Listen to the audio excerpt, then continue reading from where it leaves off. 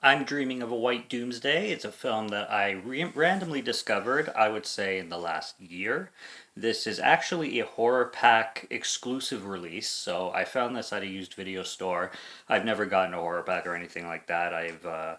I've heard great things, but they're just way too expensive for Canada. I didn't look up the plot. All I knew about this film was the name. So as soon as I found it available, I picked it up. I decided I definitely need to check this out because I love independent horror and Christmas related. Let's check it out and let's give my thoughts, shall we? I was impressed to see that this film is quite short. It's like an hour and before the credits, it's like an hour and 9 minutes, literally 71 minutes. It says a ton of awards you got listed back here. So clearly, this hit a ton of festivals, and it's very micro budget, and it's basically post apocalyptic. The Doomsday definitely is relevant to the story, and basically what we have going on here is we have this mom and son who take up basically the majority of the film. They're hiding out in a bunker.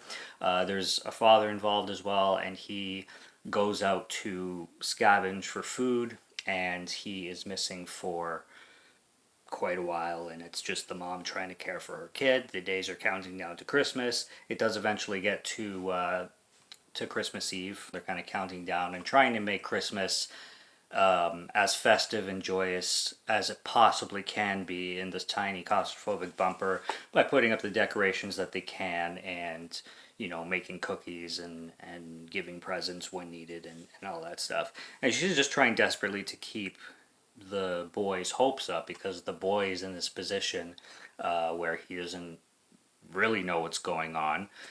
He knows that, the world is in trouble, but he doesn't know the extent of it. The film opens up with kind of a cool shot, but at the same time, kind of very obviously green screen shot where, first of all, you have this traditional Christmas present exchange with the mom, dad, and son, and it's all like Hallmark commercial.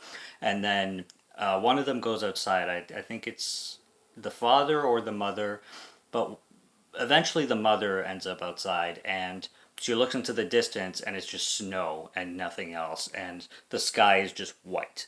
So it's just complete emptiness, complete vastness, basically space but white instead of black. It looks deadly, and the snow itself and the sound effects that they use for the wind and stuff like that, very very bleak stuff. And then we realize that it goes to her waking up basically from a dream. So there are flashbacks in this film that they use to tell the story, including when the dad leaves and stuff that happens before and stuff that kind of leads you up to things about the plot and events that led to certain things.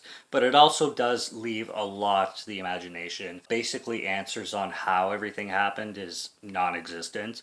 We're here, we're with these people, the world is fucked, and they're dealing with that at Christmas time. This is just the bleakest film that I could possibly watch at Christmas, and I'm glad this was the first Christmas film that I watched because if I had watched this any closer to Christmas, I would just be way too depressed. And yeah, it wears Doomsday on its sleeve, like I said. They do the whole Christmas letter thing where he writes a letter to Santa, except they, instead of delivering it, they burn it and then put it like the smoke going up the chimney so Santa can catch the smoke that way. I don't know if that's actually a tradition. I don't know if writing a letter to Santa and then burning it so the smoke can get to Santa is actually something that some cultures do. I've never heard of it, but it's pretty cool and pretty interesting, and I'm glad I saw this in the movie. And I don't know if they put it there because they had no other way to deliver the letter, or if it's because it's an actual tradition. Something I would like to know. We do have a Santa Claus in this film, I will say that, and he is kind of a doomsday Santa Claus. Got the gas mask and everything, and the 1940s gear with the big red and white coat put over himself. So there is that character. He's kind of listed there, and there are some fantastical elements that this film gets to, but that's where it really, really gets metaphorical and really gets left up to interpretation and left to discussion. I will say I did not understand the ending of this film. It really doesn't make logical sense to me anyway, so anybody who's watched it can let me know. The ending personally didn't work for me, but that's just because I really didn't get it. And no matter how much I thought about it, it's not even a metaphor. It just doesn't make sense. And lastly, I will just say that there is one incredibly bleak and depressing thing that happens in this film, basically involving giving Santa his cookies. You leave Santa cookies for Santa at Christmas, and there's something around that I'm leaving it very, very, very vague. That you just sink in your seat and you're just like, why? Don't go here, please. It's just sad. It's not anything involving like crazy stuff like SA or anything like that, but it's just sad and depressing. It's just like a gloomy ass Christmas movie if there ever was one. So if you think you can handle it, it's only 71 minutes, but I don't think I'll be throwing this one on anytime soon. I am interested in rewatching it to experience more and understand more, maybe, and maybe, have a different opinion on it, but it's not one that I'm going to be throwing on for fun very much. But go find it somewhere.